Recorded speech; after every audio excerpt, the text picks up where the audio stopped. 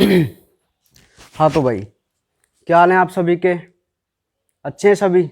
चलो, जैसा कि आपको पता है, कल हमने अपने चैप्टर 12 के बारे में बात कर ली थी, ठीक है।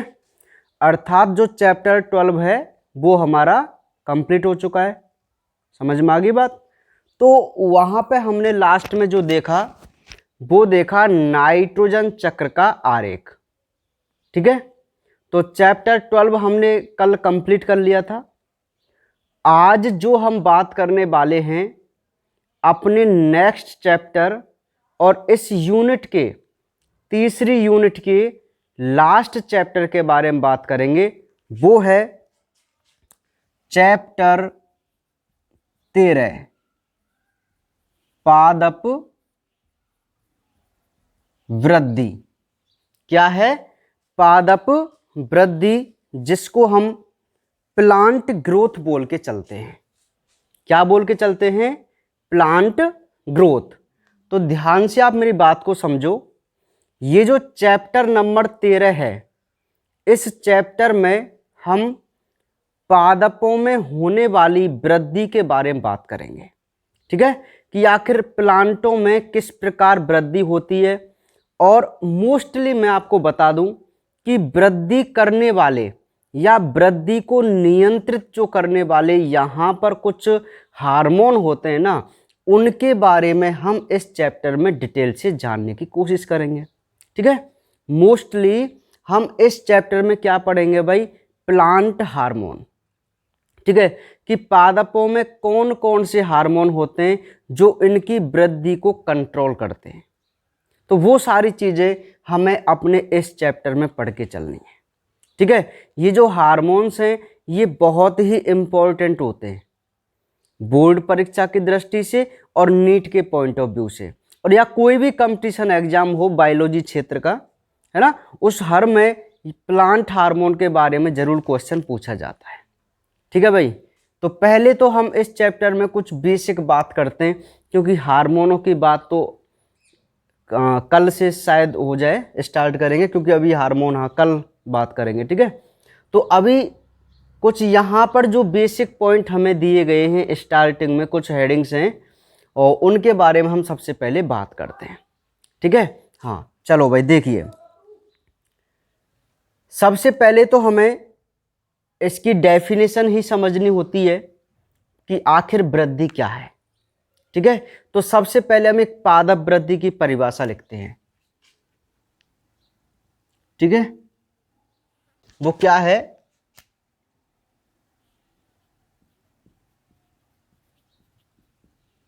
सजीवों के आकार तथा आयतन में होने वाले स्थायी और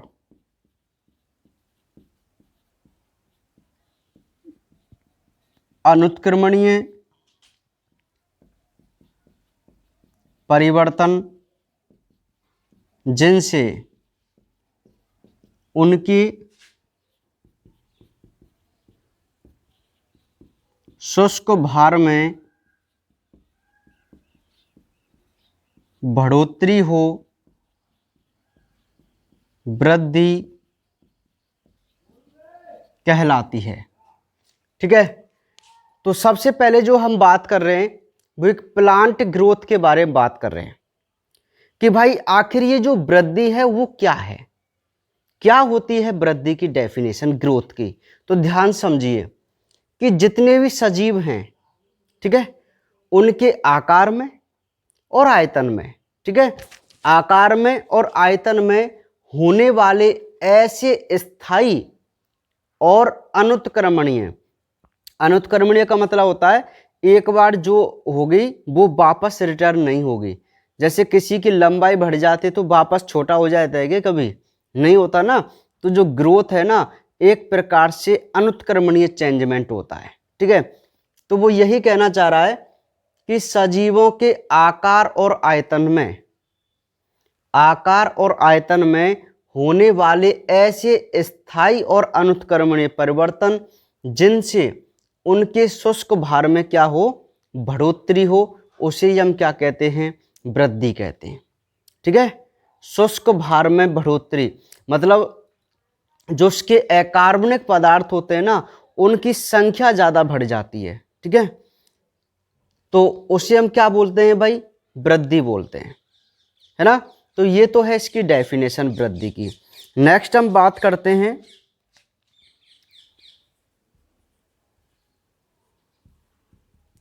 पादप के वृद्धि स्थल।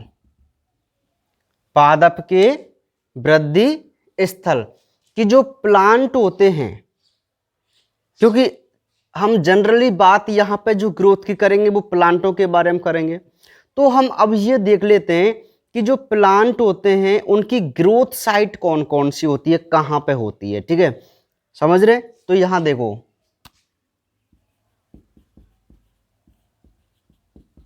निम्न श्रेणी के पादप में पूरे शरीर में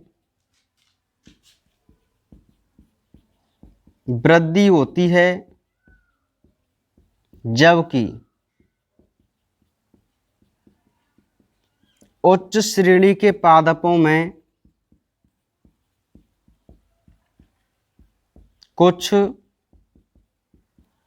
विशेष स्थानों पर ही वृद्धि होती है।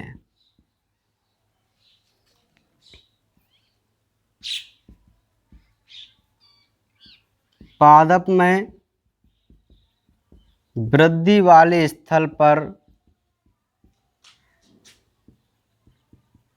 जो ऊतक होता है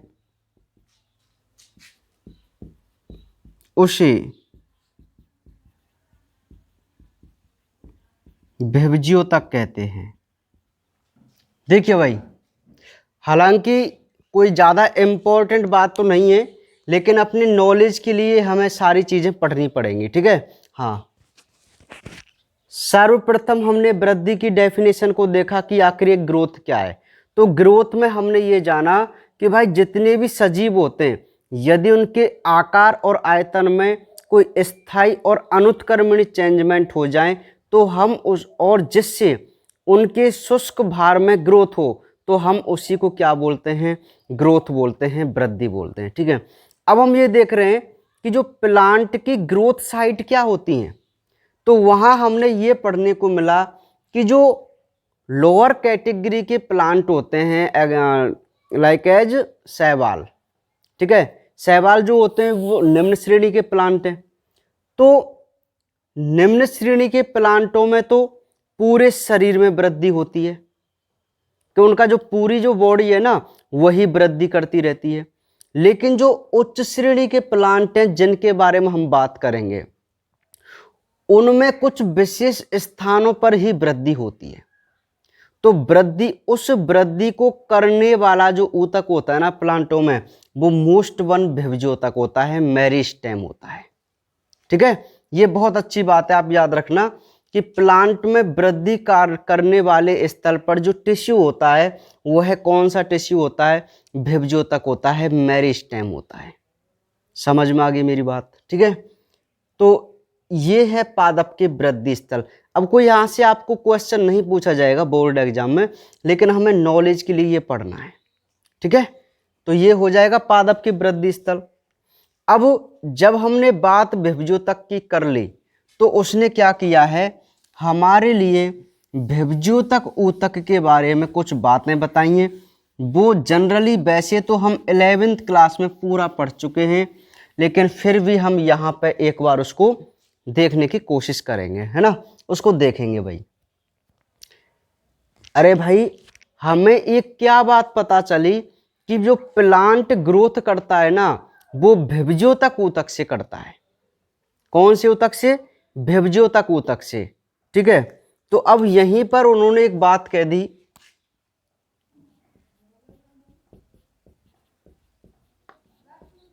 स्थिति के आधार पर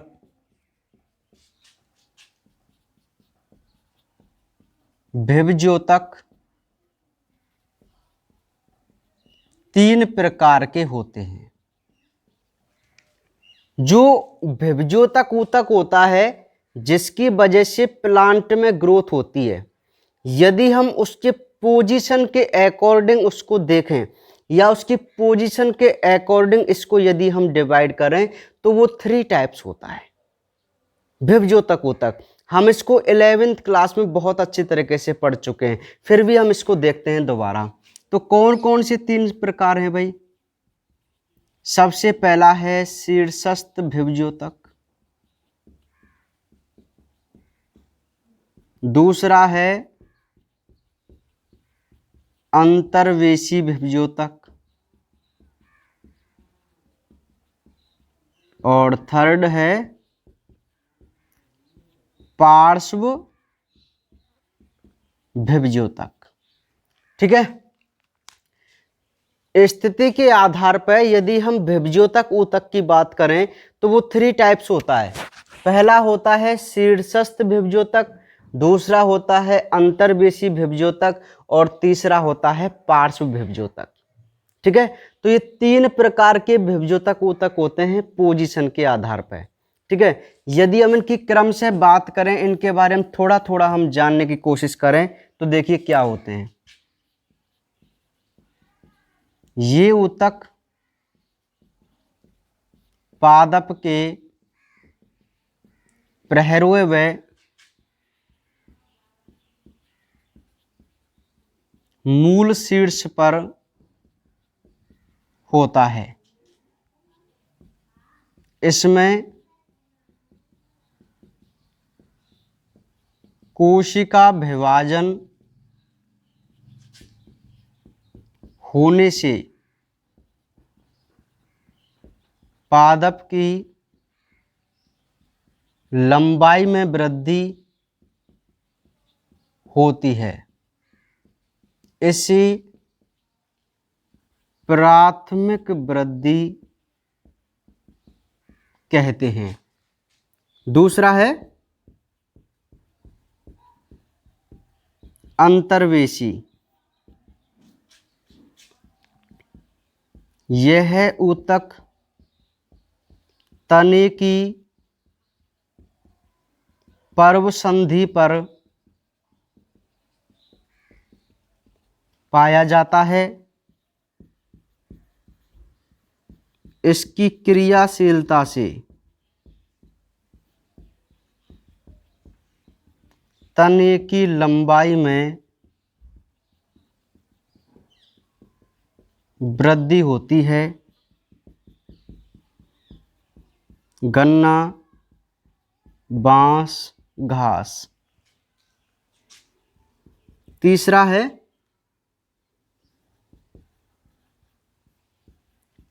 पार्श्व विभज्योतक। यह है नहीं पूछ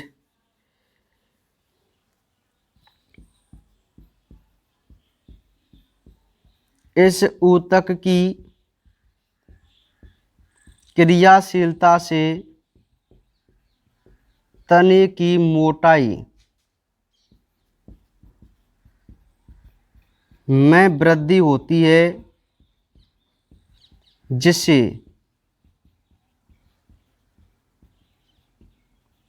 द्वितीयक वृद्धि कहते हैं। ठीक है, तो ये 3 टाइप्स हमारे क्या होते हैं भाई? ऊतक होते हैं। ठीक है, ठीक है, तो ये 3 हमारे क्या हैं भाई?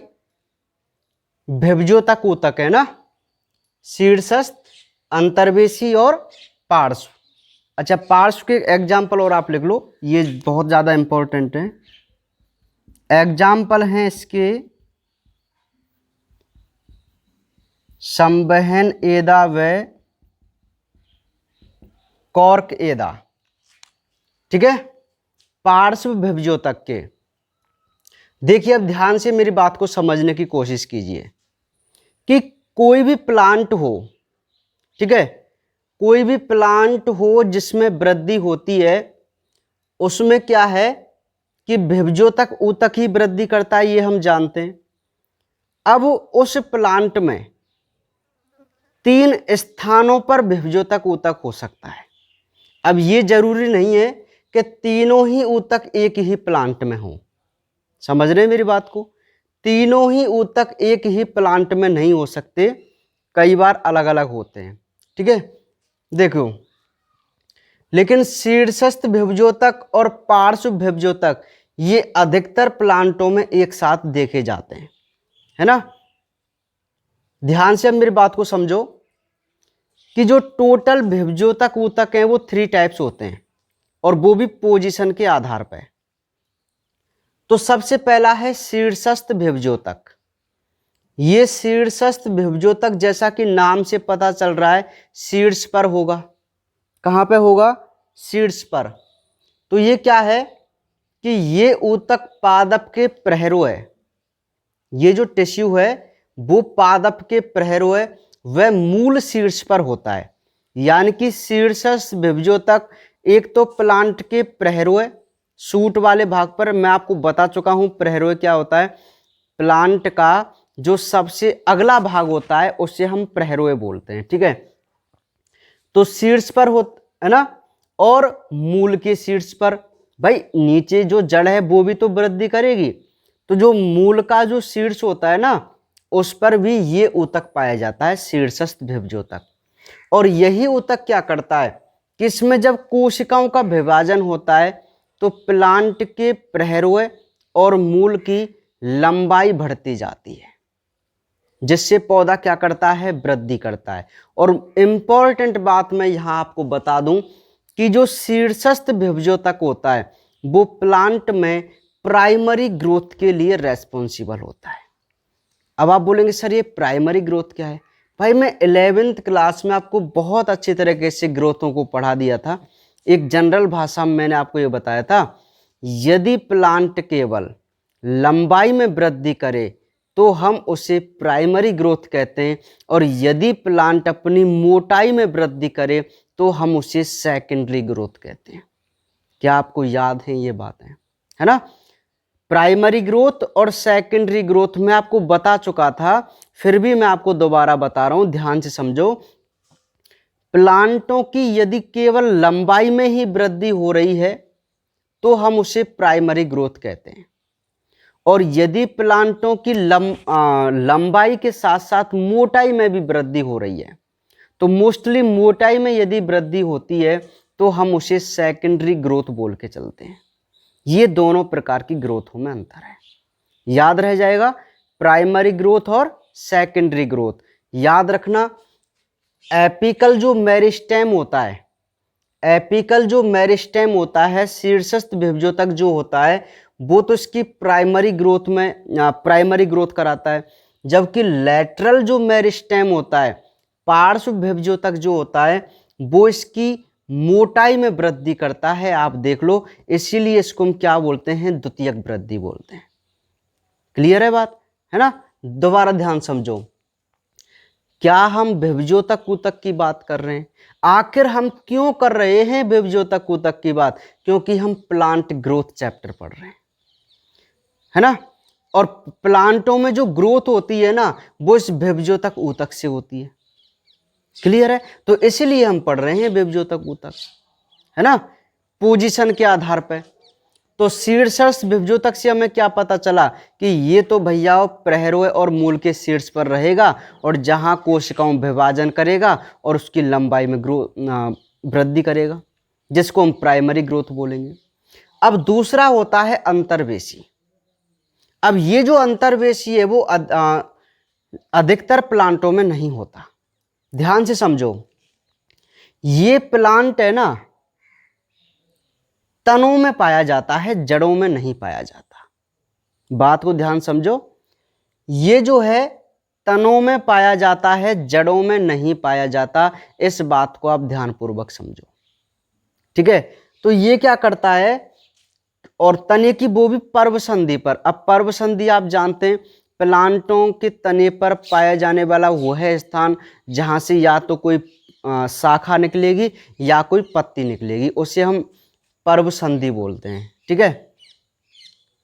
तो ये ऊतक की क्रियाशीलता से केवल तने की लंबाई में वृद्धि होती है, ना कि जड़ों की लंबाई में वृद्धि। याद रखना आप इसको। उदाहरण है गन्ना है, बांस है, घास है। इनमें आपने देखी होंगी पर्व संधि सी है ना, गांठें सी, मतलब गांठ सी होती हैं तने में ना, जॉइंट से होते हैं, तो वो है पर्व संधि। वहां वो क्या करते हैं कि उनकी तने की लंबाई में वृद्धि करते हैं, जड़ों में नहीं करते। तो उस ऊतक को हम क्या बोलते हैं? अंतर्वेशी ऊतक बोलते हैं। नेक्स्ट है पार्श्व भिभजोतक। नाम से पता चल रहा है थोड़ा साइडों में, है ना। तो इस ऊतक की क्रियाशीलता से जो तने हैं उसकी मोटाई में वृद्धि होती है, जिसे हम सेकेंडरी ग्रोथ कहते हैं। और इसके एग्जाम्पल हम काफ़ी डिटेल में बात कर चुके थे 11वीं क्लास में, संवहन एदा और कॉर्क एदा। ठीक है, शायद चैप्टर 13वां 14वां था, वहां हमने इसके बारे में बात की थी ना। हाँ, संवहन एदा व कॉर्क एदा। क्लियर है बात? तो ये आपको पता चल गया मेरिस्टेम ऊतक के बारे में, है ना। हालांकि ज़्यादा बोर्ड एग्जाम की दृष्टि से इम्पोर्टेंट नहीं है, आपसे कभी भी बोर्ड एग्जाम में इस क्वेश्चन को वो नहीं पूछेगा, ठीक है, क्योंकि ये 11वीं क्लास का टॉपिक है, केवल नॉलेज के लिए हमें ये पढ़ना था बस। समझ में आ गई बात? यहाँ डायग्राम की यदि हम बात करें तो एक सिंपल सा डायग्राम आप यहाँ पे इस प्रकार बना सकते हैं।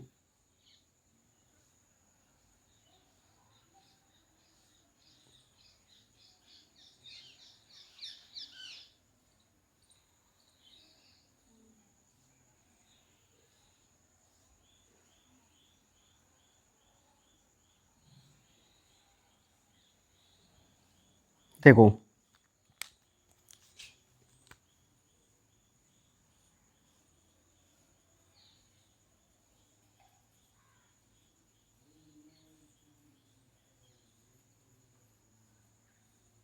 ये शीर्ष पार्ट है, ये पर्व संधि वाला भाग है, ठीक है।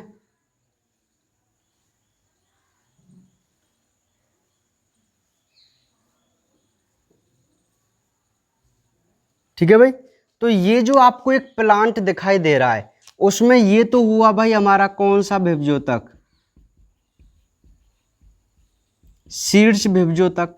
ये कौन सा हुआ? अंतर्वेशी भिभजोतक। और ये कौन सा हुआ?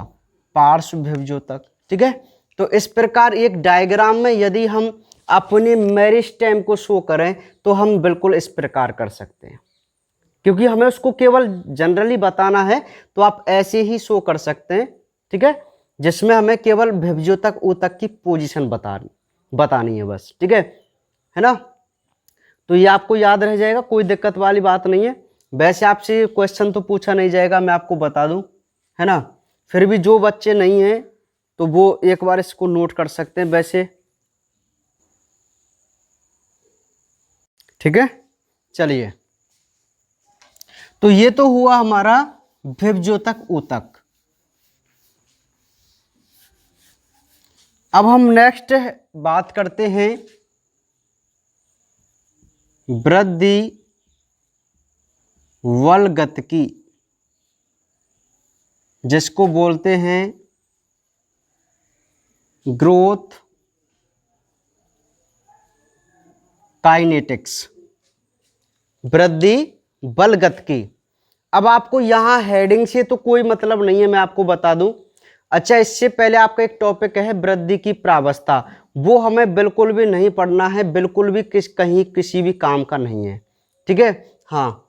अभी जो वृद्धि बलगतकी वाला टॉपिक है, वृद्धि बलगतकी वाला जो टॉपिक है, उसमें हमें कुछ डेफिनेशन और कुछ इंपॉर्टेंट बातें पढ़नी है, बाकी हेडिंग हमारे कोई काम की नहीं है।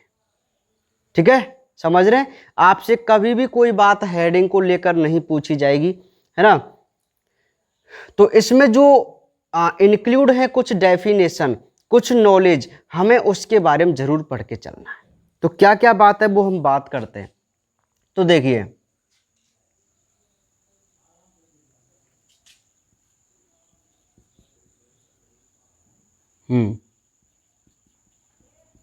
किसी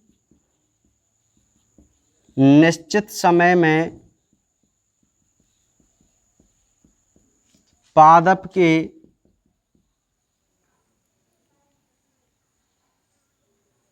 अंग के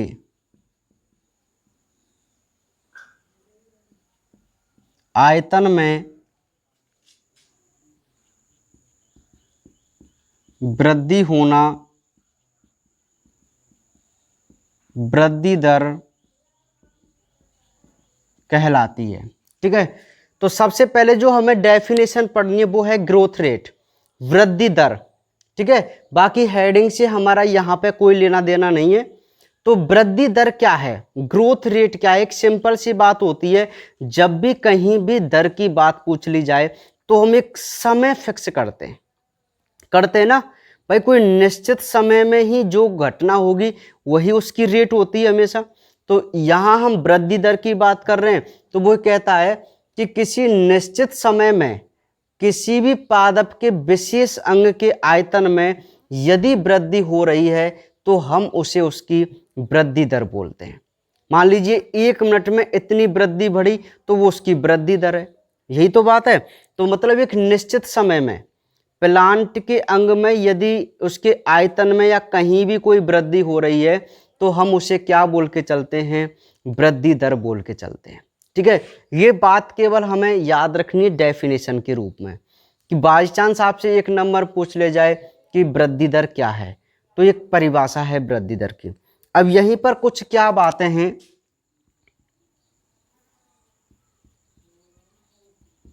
प्लांट में वृद्धि 2 रूपों में होती है। 2 रूपों में मतलब पहली है ज्यामितीय और दूसरी है अंक गणितीय। ध्यान से आप मेरी बात को समझो। वो ये कह रहा है कि प्लांटों में जो वृद्धि होती है ना, उसे हम 2 रूपों में देख सकते हैं, या 2 प्रकार से उनमें वृद्धि होती है। एक तो ज्यामितीय वृद्धि और एक होती है अंक गणितीय वृद्धि। अब हम देख लेते हैं कि ये ज्यामितीय और अंक गणितीय वृद्धि कैसे होती है ना, केवल नॉलेज के लिए यहाँ पे हम देखेंगे। तो देखिए, इसमें कोशिका विभाजन से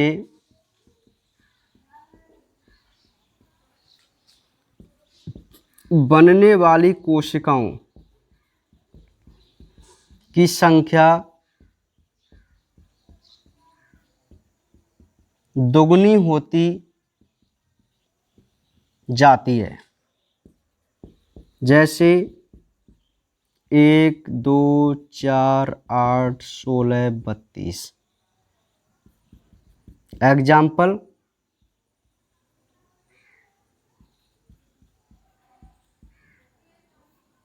युग्मनज,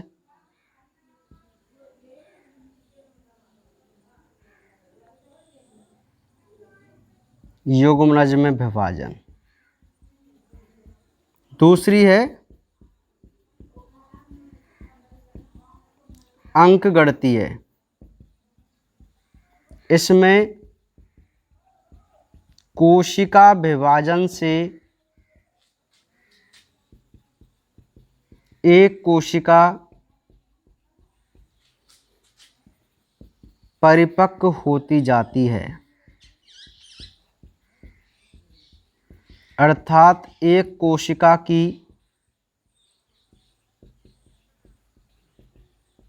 बढ़ोतरी होती है। जैसे 1, 1, 1। और एग्जाम्पल की मैं बात करूं, प्रहरों व मूल में वृद्धि। यहां तक दिखाई दे रहा है आपको?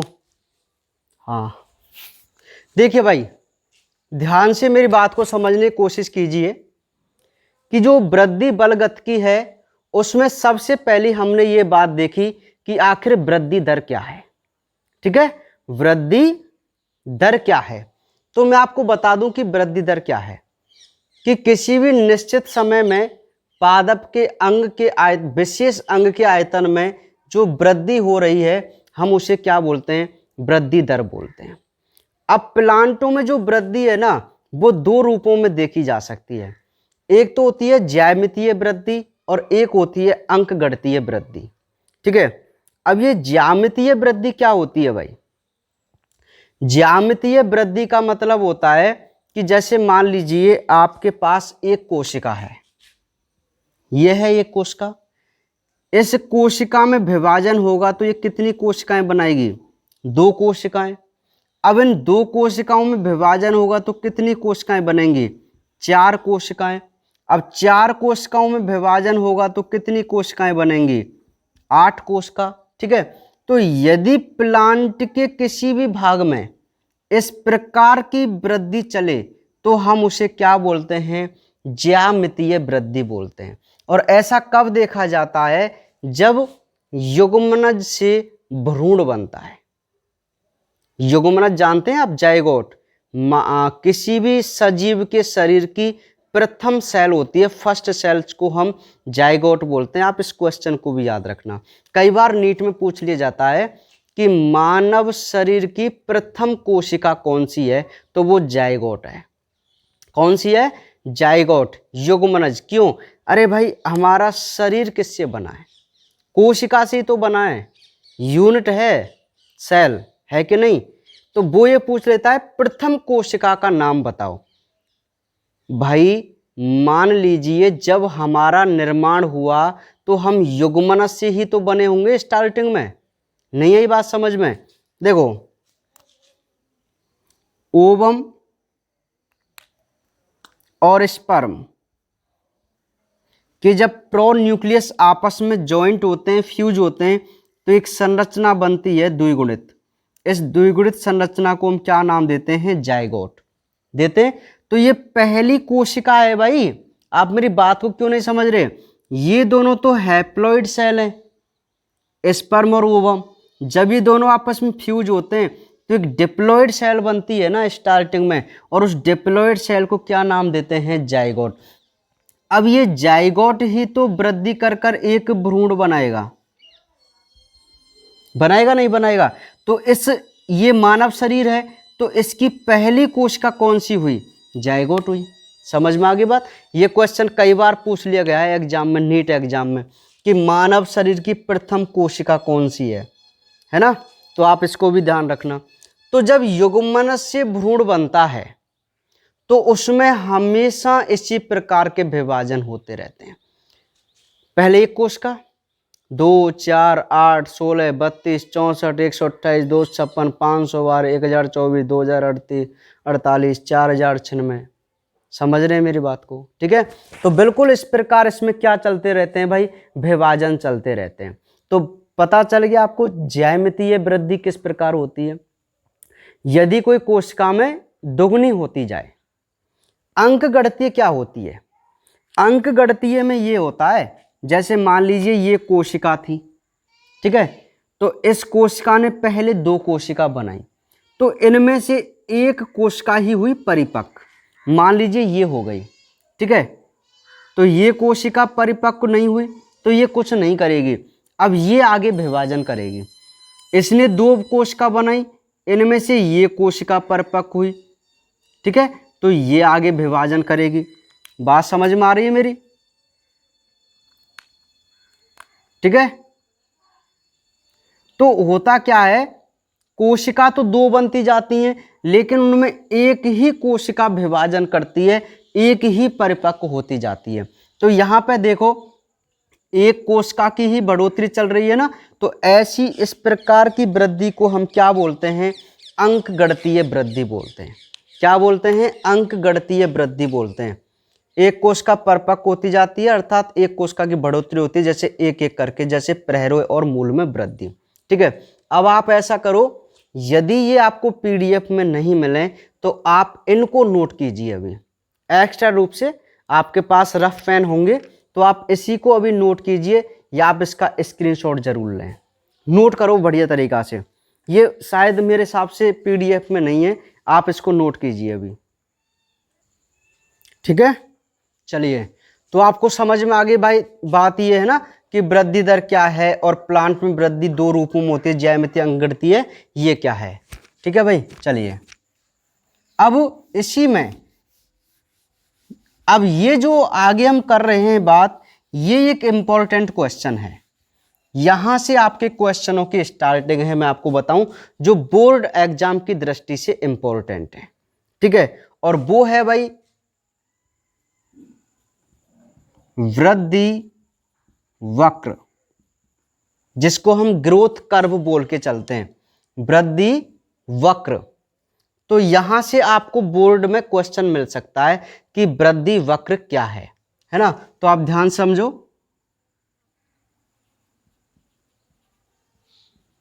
पादप की वृद्धि का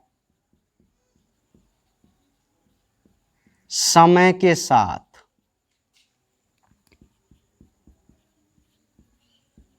ग्राफ बनाया जाए तो एस आकार का वक्र प्राप्त होता है, जिसे वृद्धि वक्र कहते हैं। ठीक है, तो ध्यान से मेरी बात को समझो, ये क्या कहना चाह रहा है कि भाई यदि पादप की वृद्धि का, मान लीजिए प्लांट की किसी भी निश्चित समय वृद्धि हो रही है, तो यदि हम पादप की वृद्धि का समय के साथ यदि हम एक ग्राफ बनाएं तो हमें एक एस आकार का वक्र प्राप्त होता है, इसे हम वृद्धि वक्र कहते हैं। ठीक है, तो एक सिंपल डेफिनेशन हो जाएगी वृद्धि वक्र की, क्या कि पादप की वृद्धि का समय के साथ ग्राफ बनाएं तो एस आकार का वक्र प्राप्त होता है, जिसे हम वृद्धि वक्र कहते हैं। क्लियर है? अच्छा, नेक्स्ट, अब ये तो हुआ वृद्धि वक्र। अब हम इसको बना के देखते हैं, तो नेक्स्ट हमें लिखना है इसकी 4 प्रावस्थाएं होती हैं। पहली है मंद वृद्धि काल, दूसरी है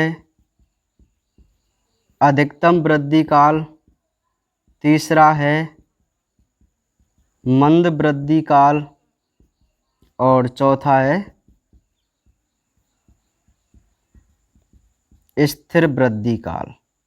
ठीक है, देखिए भाई, यदि हमसे वो क्वेश्चन पूछे कि वृद्धि वक्र क्या है, इसके वक्र को बनाइए, केवल वक्र को बनाइए, वक्र को, और या आपसे कोई भी इसकी प्रावस्था पूछ ले, ठीक है, तो वो हमें ध्यानपूर्वक समझ के चलना है। देखिए भाई, क्या है वृद्धि वक्र, कि यदि पादप की वृद्धि का समय के साथ हम कोई ग्राफ बनाएं, पादप की वृद्धि का समय के साथ हम कोई ग्राफ बनाएं, तो हम इसे क्या बोलते हैं, हाँ, मतलब हमें एक एस आकृति का या सिग्मोइड आकृति का एक वक्र प्राप्त होता है, जिसे हम वृद्धि वक्र कहते हैं। ठीक है, अब इस वृद्धि वक्र जो चलता है ना, उसकी 4 प्रावस्थाएं होती हैं। कैसी? सबसे पहले होता है मंद वृद्धि काल, फिर होता है अधिकतम वृद्धि काल, तीसरा होता है फिर मंद वृद्धि काल, और चौथा होता है स्थिर वृद्धि काल।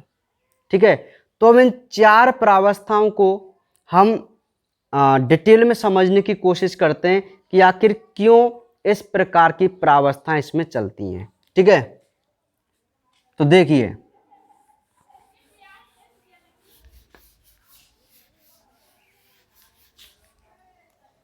सबसे पहली है मंद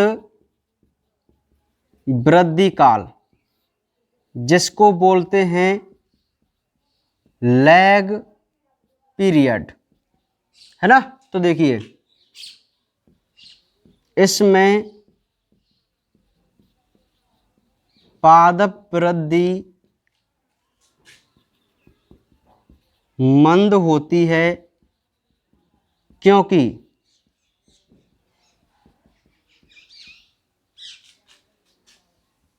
कोशिका विभाजन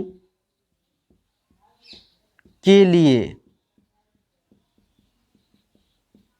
संचित खाद्य पदार्थ उपयोग में लिया जाता है। दूसरा है अधिकतम वृद्धि काल, जिसको कहते हैं लॉग पीरियड।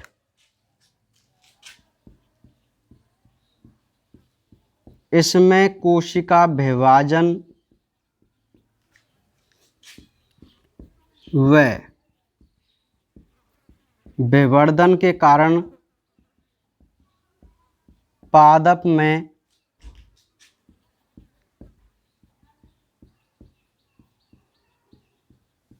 अधिकतम वृद्धि होती है।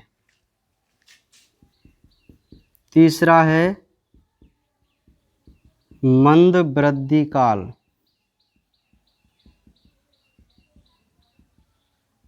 डिमिनिशिंग।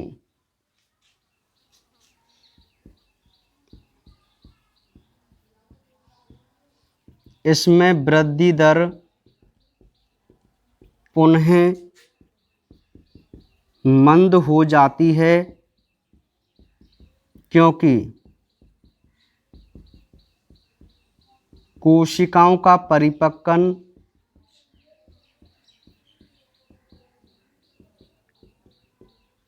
शुरू हो जाता है। चौथा है स्थिर वृद्धि काल, स्टेशनरी। इसमें कोशिका के पूर्ण परिपक्वन हो जाने के कारण वृद्धि दर स्थिर हो जाती है। देखो भाई, ये जो आपको दिखाई दे रहे हैं वो इसकी 4 प्रावस्था हैं। ठीक है, ध्यान से समझो। एक है मंद वृद्धि काल। देखो सिंपल सी बात है कि यदि कोई प्लांट की वृद्धि होती है तो स्टार्टिंग में आप देखो वो धीरे धीरे बढ़ना प्रारंभ करता है ना। और कुछ समय तक जब वो धीरे धीरे बढ़ता है तो एक वह समय आता है जब वो एक साथ बहुत तेज गति से बढ़ता है। ये अब सभी जानते हैं। जब वो एक साथ तेज गति से बढ़ जाता है तो फिर वो धीरे धीरे बढ़ता है, और एक समय ऐसा आता है जब उसकी जो वृद्धि है ना वो लगभग कैसी हो जाती है, स्थिर हो जाती है एक समय में। ठीक है, जब वो वृद्धावस्था में आता है, ये मान लीजिए आप। ठीक है भाई, हाँ, तो ध्यान से आप मेरी बात को समझो। अच्छा, वैसे जो प्लांट है ना उनमें आजीवन वृद्धि चलती रहती है, मतलब ये नहीं है कि वो बिल्कुल ही स्टॉपेज हो जाए, है ना। हाँ, तो इसके 4 प्रावस्था हैं। सबसे पहला है मंद वृद्धि काल, जिसको हम लैग पीरियड बोल के चलते हैं। ये क्या है कि ये स्टार्टिंग की अवस्था है, तो इसमें जो पादप वृद्धि है वो होती है मंद। क्यों होती है मंद?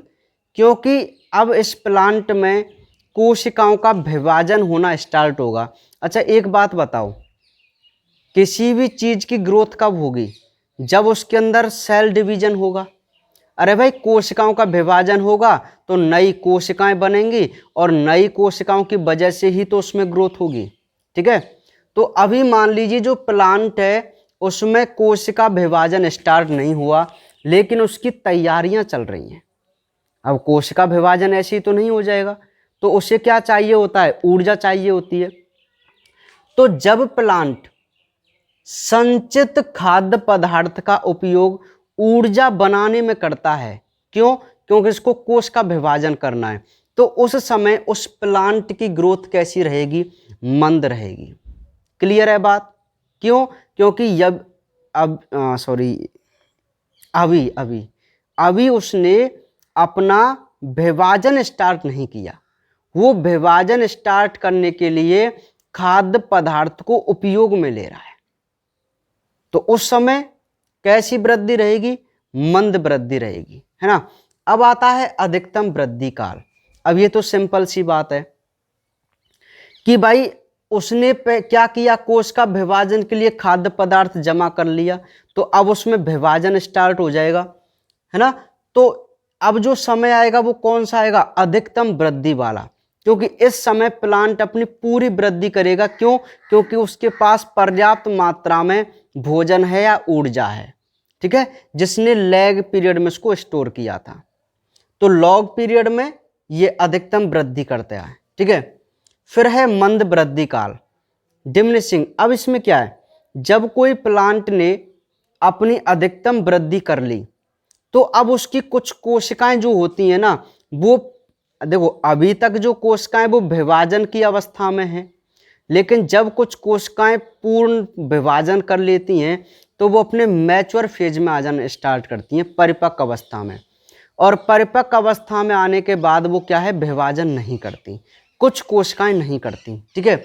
तो जब मतलब कहने का है, जब इनका परिपक्वन शुरू होगा तो कुछ कोशिकाएं विभाजन करेंगी, कुछ कोशिकाएं परिपक्व होती जाएंगी। तो बताइए इसकी वृद्धि पर इफेक्ट पड़ेगा कि नहीं पड़ेगा? तो जो वृद्धि दर है वो कैसी चलेगी? मंद चलेगी। कैसी चलेगी? मंद वृद्धि काल। अब लास्ट में क्या होगा कि जो कोशिकाओं ने परिपक्वन शुरू किया था वो कैसी हो जाएंगी? अब परिपक्व हो जाएंगी। तो जो प्लांट की वृद्धि है वो अब कैसी हो जाएगी? स्थिर हो जाएगी, फिक्स हो जाएगी, ठीक है। मतलब पूर्ण परिपक्व हो गया ना कोशिकाओं का, तो ये कौन सी स्थिति आ जाएगी इसकी? स्थिर वृद्धि काल आ जाएगा। समझ में आ गई बात?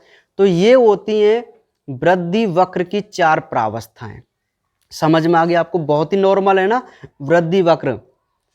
समय के साथ पादप की वृद्धि का हम वक्र बनाएं तो एस आकृति का वक्र प्राप्त होता है, इसे हम वृद्धि वक्र कहते हैं। ये जो है 4 प्रावस्थाओं में होता है, लैग, लॉग, डिमिनिशिंग और स्टेशनरी। लैग पीरियड में क्या है कि इसमें कोशिकाओं का विभाजन करने के लिए हम संचित खाद्य पदार्थ को उपयोग में लेते हैं, इसलिए वृद्धि जो होती है वो स्लो होती है, मंद होती है। अधिकतम, इसमें विभाजन और विवर्धन होने से अधिकतम वृद्धि होगी। फिर परिपक्व होने से कोशिकाओं का, क्योंकि परिपक्वन स्टार्ट हो जाता है तो इसकी वृद्धि दर पुनः मंद हो जाएगी। और जब कोशिकाएं पूरे रूप से परिपक्व हो जाएंगी तो इसका कौन सा काल आएगा?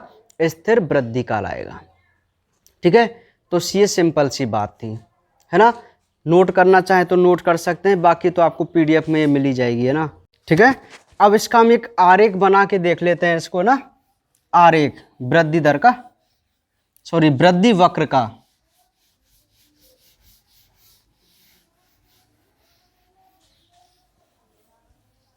देखिए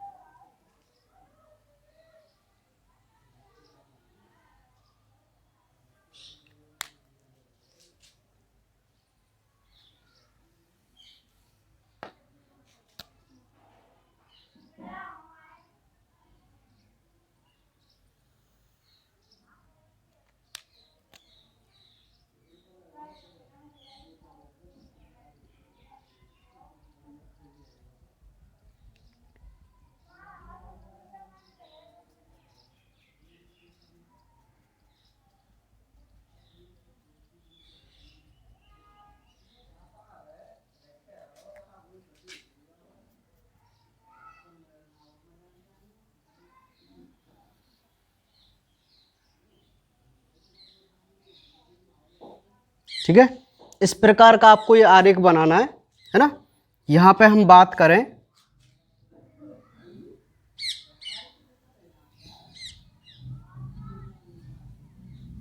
मंद वृद्धि काल,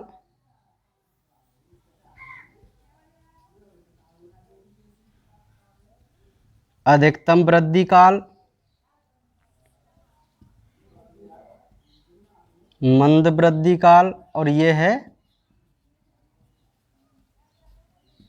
स्थिर वृद्धि काल।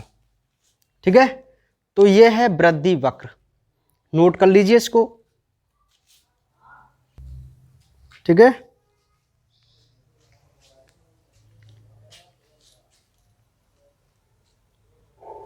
बना लो आराम से ना। अच्छा, इसमें एक ये और है यार, यहां और नोट कर लेना। ये तो है अवधि और इधर है वृद्धि दर। ठीक है, ये शब्द और लिख लेना, इधर वृद्धि दर और इधर अवधि।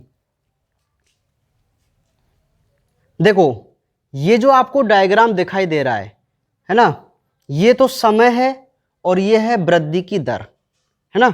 ये समय चल रहा है ये।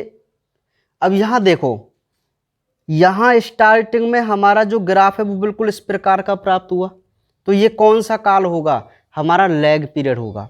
अब यहां पर ना इसने बहुत अधिक एक साथ वृद्धि की है, तो हम इसको क्या बोलते हैं, अधिकतम वृद्धि काल बोलते हैं। अब ये बिल्कुल बहुत ज़्यादा चल रहा है, लेकिन यहाँ से इसने क्या है, धीरे धीरे वृद्धि करना कम कर दिया, तो इसको हम क्या बोलेंगे, अब मंद वृद्धि काल बोलेंगे। और लास्ट में बिल्कुल ये कैसा हो गया, एक फिक्स हो गया, तो इसको हम क्या बोलेंगे, स्थिर वृद्धि काल बोलेंगे।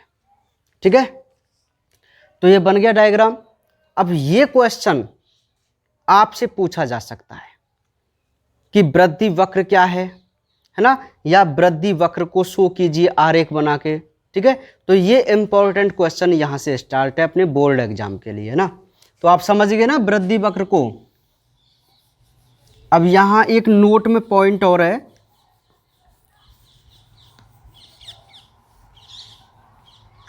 नोट में क्या पॉइंट है ये आप नोट कर लेना, यदि पीडीएफ में नहीं है तो आप नोट जरूर कर लेना ना।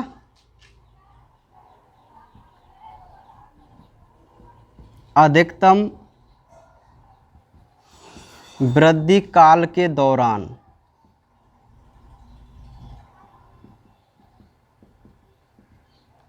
होने वाली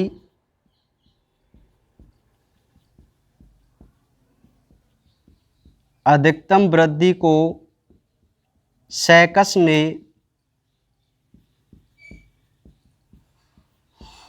समग्र वृद्धि काल कहा। मतलब वह काल, एक सैकस नाम के वैज्ञानिक हैं, सैकस नाम के वैज्ञानिक, उन्होंने क्या कहा कि वह काल जब प्लांट में अधिकतम वृद्धि होती है तो उस काल को हम समग्र वृद्धि काल कहते हैं, ग्रांड ग्रोथ पीरियड। ठीक, क्या कहते हैं, समग्र वृद्धि काल कहते हैं। ठीक है भाई, तो आज हम केवल यहीं तक बात करेंगे, है ना। तो आज हमने क्या पढ़ा, आज हमने मोस्टली सबसे पहले एक वृद्धि की डेफिनेशन देखी, उसके बाद हमने ये देखा कि प्लांट की ग्रोथ साइट क्या होती हैं, जहां हमें मालूम हुआ विभजोतक ऊतक के बारे में। तो फिर हमने देखा पोजीशन के आधार पर विभजोतक ऊतक क्या होते हैं, है ना। उसके बाद हमने क्या बात की कि भाई जो प्लांट होते हैं उनमें वृद्धि दर, तो वृद्धि दर की बात की। उसके बाद हमने देखा कि वहाँ वृद्धि तो दो प्रकार की थी, एक ज्यामितीय एक अंकगणितीय। ज्यामितीय तो वह थी जिसमें डबल होती जाए कोशिकाएं, और अंकगणितीय वह थी जिसमें सिंगल सिंगल चलती जाएं। ठीक है, और उसके बाद जो हमने बात की अपनी वृद्धि बलगतिकी के बारे में बात की, जहाँ पे हमने सबसे पहले वृद्धि दर की परिभाषा देखी। क्या देखी, वृद्धि दर की परिभाषा। और उसके बाद हमने देखा वृद्धि वक्र। क्या देखा भाई, वृद्धि वक्र। तो बात समझ में आ गई। तो आज हम केवल इतना ही पढ़ेंगे, और कल से अब हमारे इंपॉर्टेंट जो टॉपिक हैं इस चैप्टर के वो स्टार्ट हैं, मोस्टली हार्मोन। ठीक है, समझ में आ गई बात। कल एक हेडिंग और है कि प्लांटों में ग्रोथ का मेजरमेंट कैसे करते हैं, अर्थात पादपों की वृद्धि कैसे मापते हैं, उसको पढ़ने के बाद हम अपने मोस्ट हार्मोनों की तरफ चलेंगे, जहां से हमें बहुत ज़्यादा काम है। ठीक है भाई, तो आज हम केवल इतना ही पढ़ेंगे और बाकी बातें करेंगे कल।